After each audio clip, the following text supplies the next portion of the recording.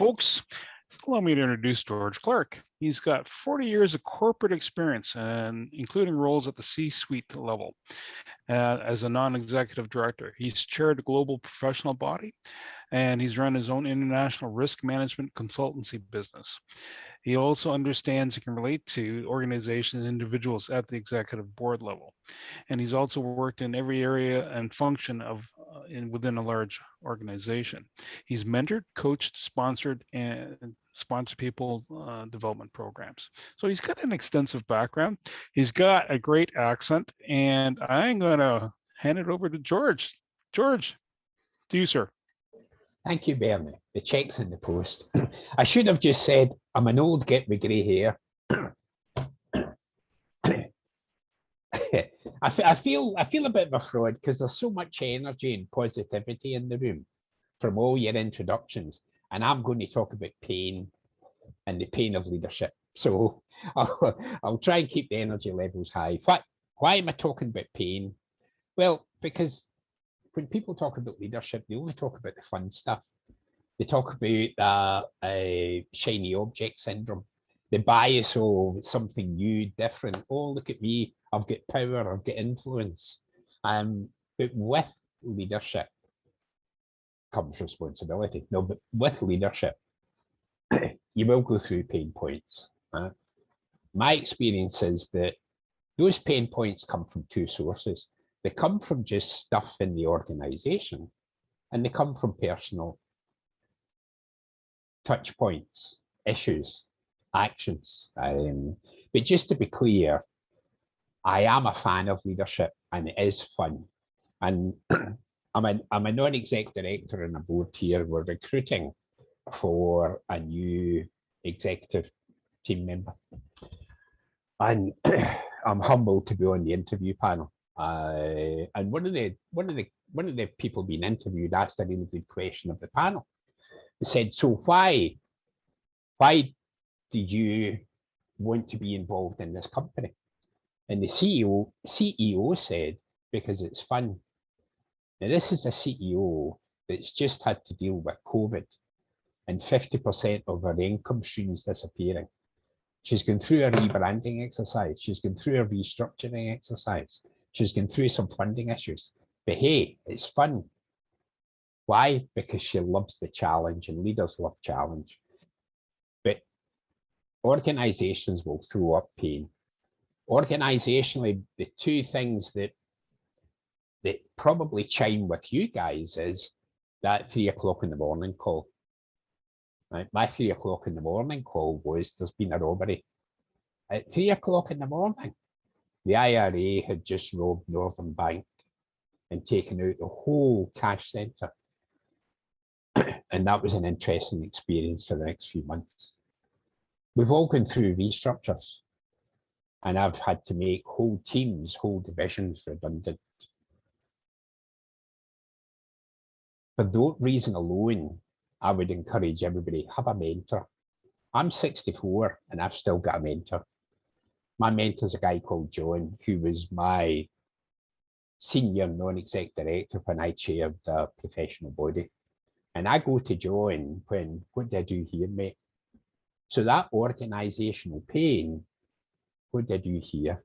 Why do you want a mentor? Because they've already, I refer to them before as Gandalf and Yoda. They're the guys that have been it, seen it, done it. You pick a mentor that knows stuff that you can ask questions of, you can ask guidance, you can ask them to make introductions to their network, because networks matter. And I'm going to tell you a story about my personal journey and a series of actions that led to quite a lot of pain. Individually, I'm sure you've come across the same pain points, and minds are connected, but equally could have been individually. And the reason I'm telling that story is to hopefully resonate with, I've seen something like that, I've been through that experience, and to talk about what I learned from it, but importantly to say, if I had had a coach during that experience, what might have been different? So At the time, I was number 2 in a marketing function, and I was trying to help out the retail network. But it involved making some changes to a banking hall in a very old, traditional head office environment. And it just so happened the chief executive, who was a bit of a pain, sat right on top of that banking hall. And to say he went off in one when he saw the changes we made to banking hall would have been an understatement. So the head of marketing and I were called down with a few conversations. And at the end of all that, the issue was really between the head of marketing and the CEO. But I get caught in the crossfire. So I was told I was leaving marketing. It could have been a painful exit from marketing, but I had a good network in the company. And one of the general managers said, "You're going to go and do the job you've always wanted." I said, "What, Graham?" He said, "I'm putting you out to be an area manager." Okay, cool. That was the job I wanted 5 years ago, but that's okay. This is a safe haven. I'll go and do that. First day, I knew the divisional head. First day there, he says, "Let's go for lunch." And I thought he was going to welcome me into the team. And I thought, right, okay, he's going to set the scene. He's going to tell me the support. So the first thing he said to me was, "You're only here because Graham's put you here, and I don't want you in my team." Thanks for that. So the next 2 years were pretty rough, quite painful, and the relationships kind of didn't work as well as the good. But he was replaced and the new boss came in. But because of those 2 years, the performance in my area wasn't stacking up against the other areas. So after a few months, David said, "Let's go for lunch." And we had a performance appraisal conversation that was painful. A few months after that, David put me on a performance improvement program. 6 months after that, I was having my second interview that would have led to an exit because I couldn't have got the performance up to the right level. At that exit interview, a lot of stuff came out. First boss was investigated by audit and he left the organisation. And I was rescued by my internal network within the company. I was rehabilitated and got back into that executive career path and ended up leaving many, many decades later, reasonably successful, having achieved a decent career. What did I learn from all that? Even without a coach, I think what I learned from that was empathy. Having gone through that myself, I was very much more interested in how other people were. And the people that worked for me, how they were feeling, how they were seeing the world, whether they were being properly supported. I learned the power of internal networks. I also learned I didn't use them very well. And I'll come to that when we talk about coaching. I also learned to talk and share. Because we all bottle stuff up. We all think, "I can't talk about this. I'm a leader. I'm meant to know everything." And I think for that organizational pain, one of the pain I think that you feel even just in an organization is because organizations, once they make you a leader, tend to leave you to go on with it. There's training programs and all the rest of it. But when I was asked to make that division redundant, nobody said, "Have you ever done this before?" They just said, "Go on with it." So I learned to talk and share and ask questions. I did learn that it's really useful having a mentor to be able to go and ask, or to be able to go and say, "I'm going through something here and I'm not sure how I can get through it." It led to a hell of a lot of self-awareness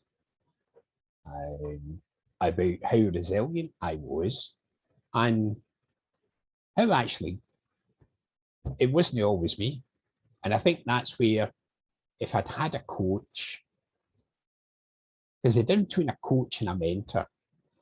If a mentor is experiential, you're relying on their experience, you're relying on their skill set.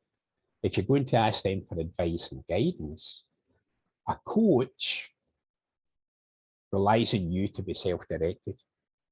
A coach needs you to turn up and to say what you want to talk about. But a coach, if they're a proper coach, has access to a whole load of tools, techniques, methodologies. A coach is outcome focused, and for a coach, it's a relationship. So that part of my story that I've told you about over a 2.5-year period, some of that might chime with you. Office politics, getting stabbed in the back with somebody you think you could trust, getting challenged on your performance and in your targets, getting challenged on the relationships and your belief systems. To me, that's the pain points that come from leadership that sometimes people don't talk about. But if I'd had a coach, I think what a coach would have done for me during those tough times would be, first of all, to challenge my goals versus my actions. What did I want to achieve during that period? And what was I doing to make that happen? So some bits of that, I just wanted the world to go away. But was I doing anything about making the world go away? No, I was just sitting there with my head in my hands. What the hell is going to happen next? I think a coach would have also talked about options and made me realize there's always an option. I believe that the choices that we make are what have made us who we are today. So the choices I made when I was 10, 12, 15, liking too much popcorn, has made me the chubby wee Scotsman I am today. That was a choice I made then, and I still live with it today. But if we realize that there's always a choice, we realize that there's options, and coaches are generally very good at saying, if that's what you're trying to achieve, what options do you have to actually get there? And there is a methodology called GROW. It's probably the coaching system that's used most. It's not always the best coaching system to use. Sometimes coaches get too used to the tools in their toolkit rather than look through the toolbox and see, well, I haven't used that for a while, but that might work for this client. But you'll come across GROW, which is about goals. How realistic are those? What options do you have? And what you're going to do to make that happen. I think the coach during that period of my story would also have helped with reflection. Because coaches practice reflective practice, and reflective practice is a good thing. How could that have gone differently? What could I do differently the next time to get a different outcome? And it would help me reflect that, do you know what? Sometimes it wasn't me that was causing the issue. Sometimes the issue was I was just the default. I was just the pure me guy at the end that was suffering from some other people's inappropriate behaviours, actions, values. It was certainly of help for self-awareness. Coaches have lots of tools. Some of them are dead simple, some of them are quite complex to help with self-awareness. DISC is a good tool. What that does, it makes you more aware of, so that's why I say that. That's why I like that. That's why in those circumstances I might react that way. But in understanding yourself better, you understand other people better. So you can head off people at the pass. When you see that truck coming your way, you might understand, well, I can either stand here and wait to be hit, or if I do this, if I use that phrase, if I come at it this way and use those words and massage that ego, you might get a different outcome. I think coaches also help with perspective. Because when you're down in the leadership role and things are coming at you right, left, and centre, and you're in a happy place or a bad place, sometimes you just need to take a step back and put the whole thing into perspective. Sometimes it's not the way you think it is, and coaches are also good at reframing. Siobhan the other day said, well, when I was speaking to Siobhan, she said, can I maybe suggest you reframe that comment and think about it this way? So it doesn't matter whether we've trained or not. It's always better to have somebody else ask you to reframe, change your perspective and look at it a different way. I think the coach as well would have helped me understand much, much earlier of the resources that I had personally and around me that I could use to work through what I was experiencing, the pain of that particular leadership journey. Clearly, I had a good network because a member of the exec had rescued me from the conflict between the head of marketing and the CEO. Did I go back to that member of the exec when I was feeling this pain? No. Why not? Because the coach would also have realized there's some biases at work here. And we all have biases. And one of those biases is a bias to be inward looking and not think I need to tell somebody, because if I tell somebody I'm going to look weak, I'm going to be embarrassed. And I can't go back to Graham because it was Graham that bailed me out of this. Rubbish. There's some serial networkers here.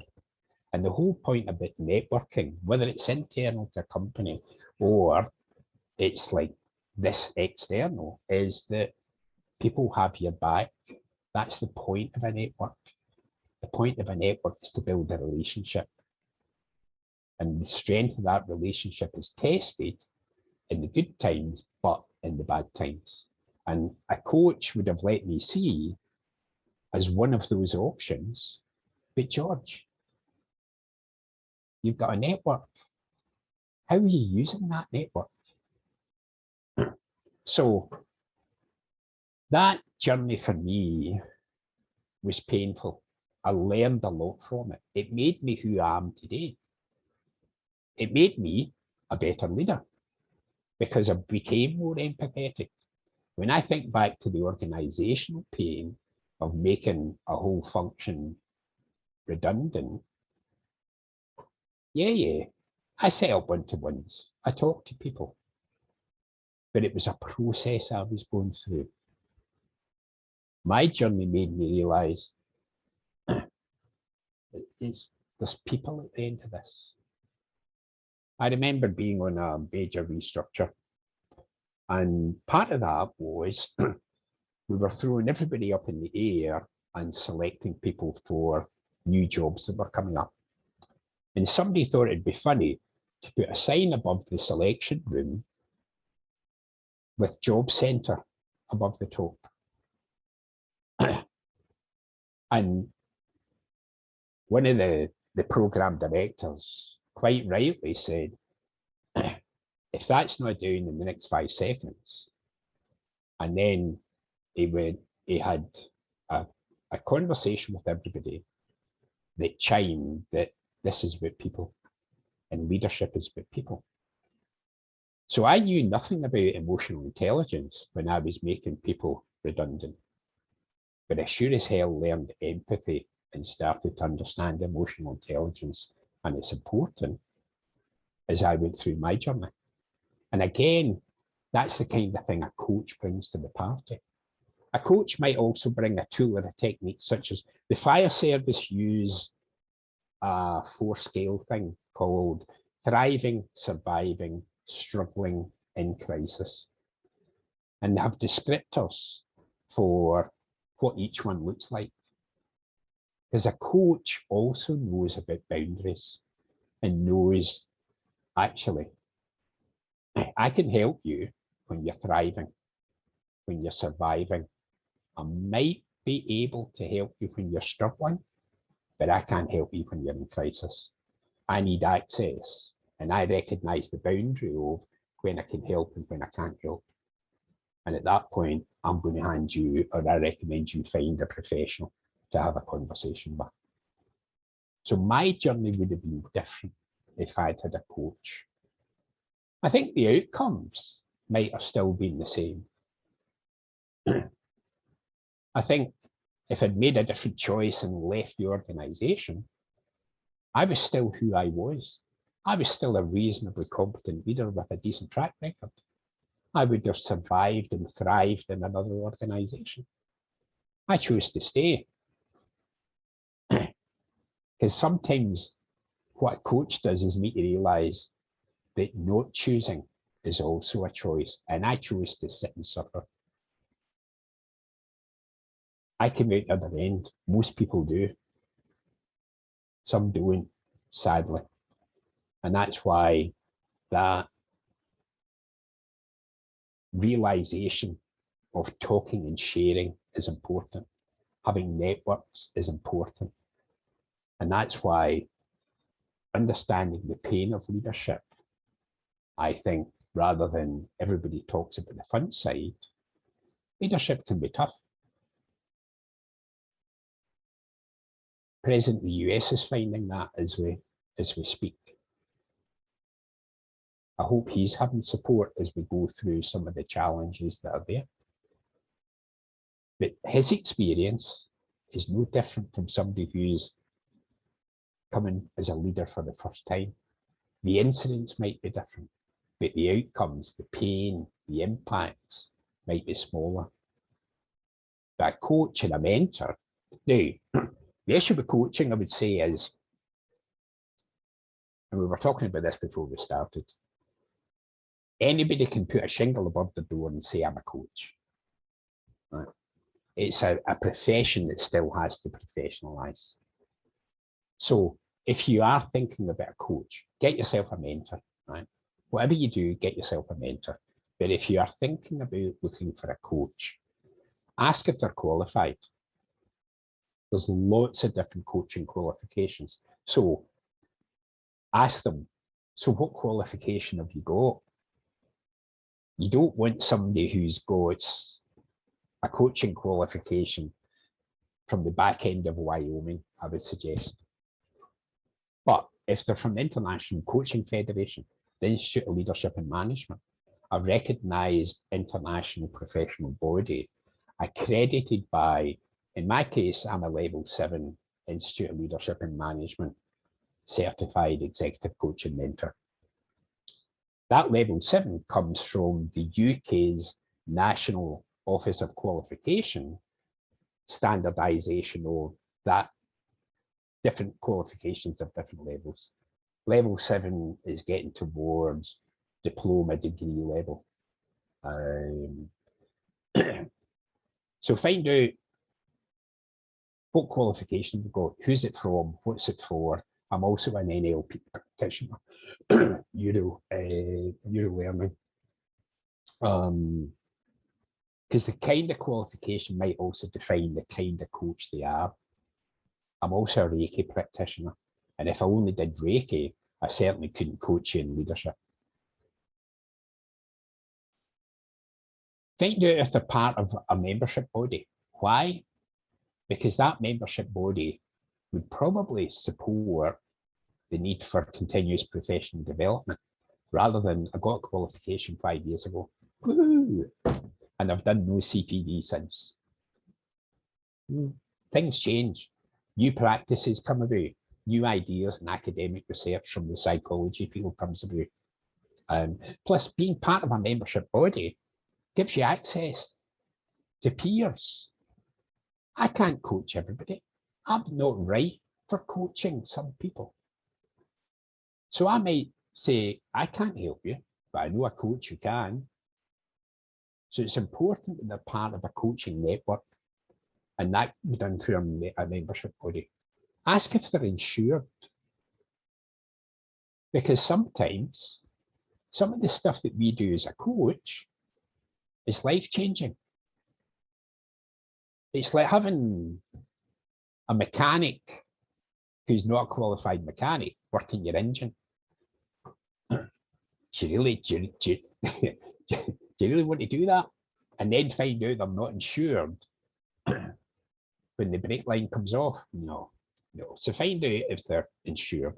And importantly, find out if they work under supervised practice. Supervision, good coaches always have a supervisor. Why?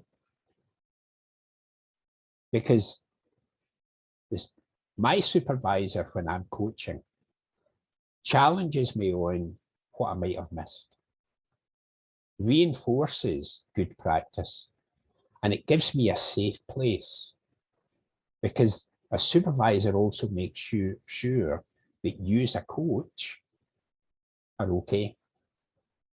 Because sometimes as a coach, you take on the pain of your clients. So having somebody else to talk to, like a mentor, like a supervisor, both make sure you're following good practice, make sure you're reflecting on what could I do different and better, make sure you're safe, make sure your client's safe, and make sure you're operating within those boundaries that I've talked about. So there's lots of reasons why you should work with a coach. Only you know what it is you want to talk to a coach about. I'd like to think my journey, the short bit of story I told about my journey and why I think a coach might have helped me, gives you a sense of how a coach can benefit people. And I'm going to stop there and open up for questions and conversation, because there are some people here who've gone through similar pain points. There are some people here who are coaches, and I'd be interested in their views and opinions. So I really thank you for the opportunity to ramble on for 30 minutes and taking 30 minutes of your life away from you. Hopefully there was something in there that chimed. Hopefully there's something in my story that you think, I'm going to go and speak to a coach. I'm going to find a mentor, because it can make my life journey a little bit different and a little bit, hopefully, easier. Thank you. Awesome. Thank you, George. Thank you, George. It was good. Does anybody have any questions? I have a question. Sure. George, when you were presented with that scenario of, I'm not happy with you being pushed onto me, you had choices. Like you said, you could have stayed, which you did, or you could have gone. How did you work through? I mean, obviously the initial response is kind of that human response of fear and panic and what the heck.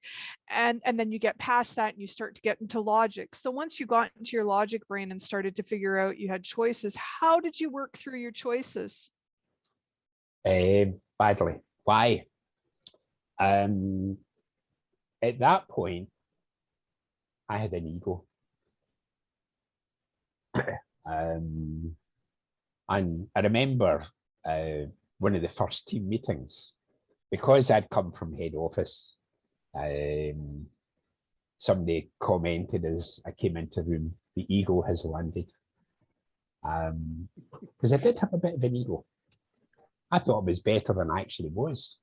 We all sometimes think that way.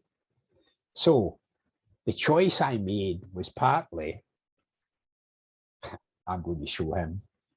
Right? I know I've got head office watching my back. Really? So the choice I made wasn't to run to head office and talk to HR and say the big boy's beating me up. The choice was, I'm going to show him. And I think that's what a lot of people would do. So back to that self-awareness. Ego is a terrible thing, but acknowledging the ego exists is sometimes the first way of saying, right, I'm going to manage that ego.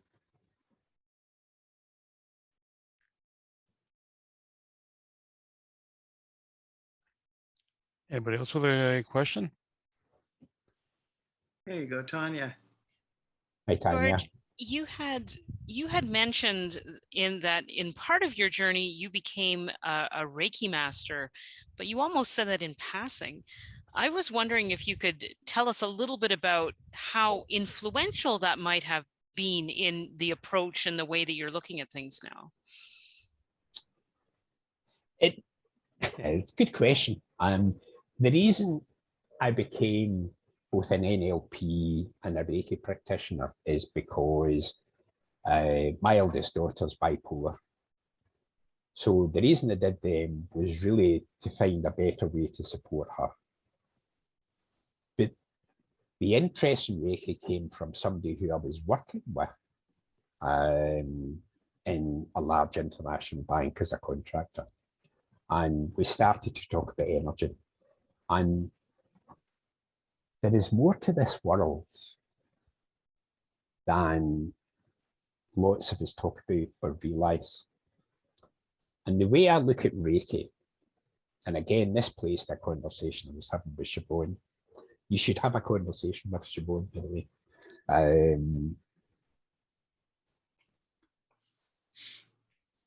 The Reiki, the NLP, the leadership experience, it's about building a toolkit. Right? It's making sure that when stuff happens, you've got something in that toolkit that might fit what it is you're trying to work. A slotted screwdriver instead of a Phillips screwdriver. A 4-wood instead of an 8-iron. It's all the same stuff. It's making sure we've got a bag of tricks that helps us see things from a different perspective and might offer the option of thinking about and working with people in a different way. So as a coach, I don't tell people the answer, they find the answer. But because of the toolkit I've got, it helps me think about their energy levels are quite low. Let's try and figure out and ask some questions about what might be influencing how they're feeling. So to me, the Reiki piece is just another way of interpreting the world, of knowing what questions that might be appropriate and how those questions might help, and to have something else in my toolbox that might work for both me and for the person sitting across the desk from me. Does that make sense, Tanya?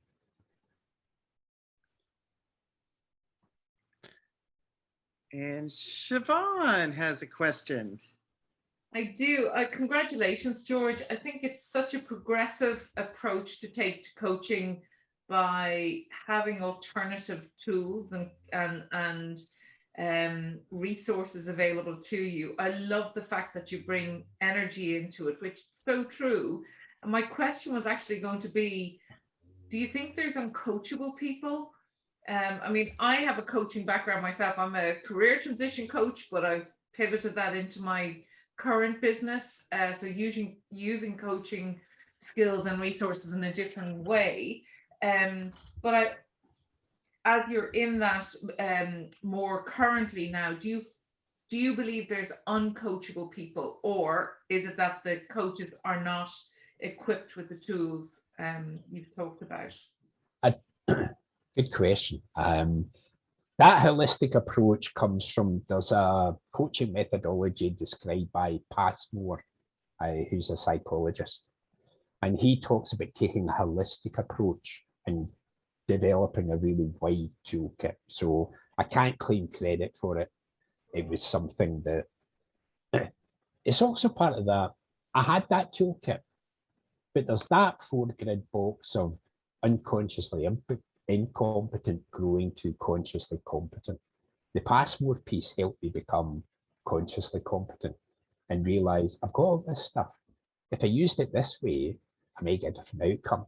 So yes, I think there are some limits that coaches bring to the party by the toolkits that they have available to them. And I think that's why it's important you find a coach that you trust, that you can grow with and support you. Do I think that there is anybody who's uncoachable? At that moment in time, yes. But not forever. Getting back to that Reiki energy world, somebody told me a story that it's going to happen. Whether you want it to happen, it's going to happen. Your choice is at what point do you choose, or do you let it happen? And I think when it comes to coaching people, some people need to wait until the house is burnt down before they're ready to speak to a coach. That's where I was in that 2.5 journey. I know better now, which is why I talk about the pain points, because like anything, the earlier that you say, I'm thriving, I'm surviving, I'm struggling, I'm in crisis, you avoid the crisis point. But sometimes it's just not the right time and people have to walk away. And as a coach, you have to let people walk away. You have to encourage them to walk away, because it's like being an alcoholic. If you're not ready to admit I'm an alcoholic, you're not ready for the answer. You're not ready to work through, I want something different. It's like when the student's ready, the teacher will appear. Well, they feel that they will come. The teacher will appear when the student's ready. That's why I refer to Yoda and Gandalf as mentors. Love it. So we have a couple more minutes for questions or comments. Anybody have anything else they'd like to add? Tanya? So George, you had been very vulnerable in this call, and I really think that that is something that our world needs a lot more of. And you had also mentioned that at one point you had an overdeveloped ego, which I think our Western world really encourages people to do. So my question to you is, do you believe that this pandemic might have cut that back a little bit?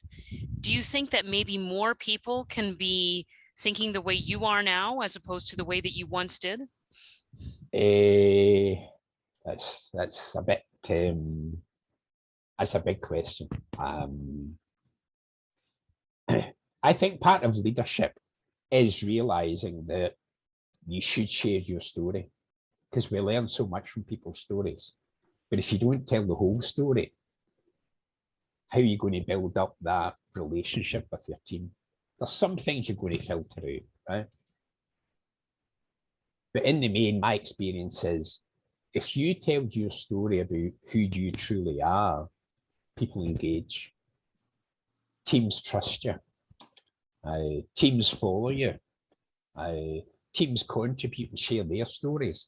And you get the most successful team I ever had was a team like that. It was diverse, it was open, it was honest, it was trusting. And to answer your question, I think the world is at an inflection point. And I think COVID has caused a lot of people to say, what am I doing and why am I doing it? And is that what I want to do? Which is why I think coaches have never been more needed than they are now. And the need for coaching has never been so well understood. I think in the UK, we can see that because people are struggling to bring people back to the hospitality industry. Why? Because many people are saying, I don't want to work 14 hours in a kitchen. I'm done. I want to try this. The number of entrepreneurs I see, new entrepreneurs popping up on networking calls, I'm just setting up a new business. I was speaking to 2 teachers recently who said, I don't want to be a teacher anymore. I want to be somebody that talks to children about mental health, resilience. So I think COVID has caused us all to say, what Why am I doing that? That can only be a good thing.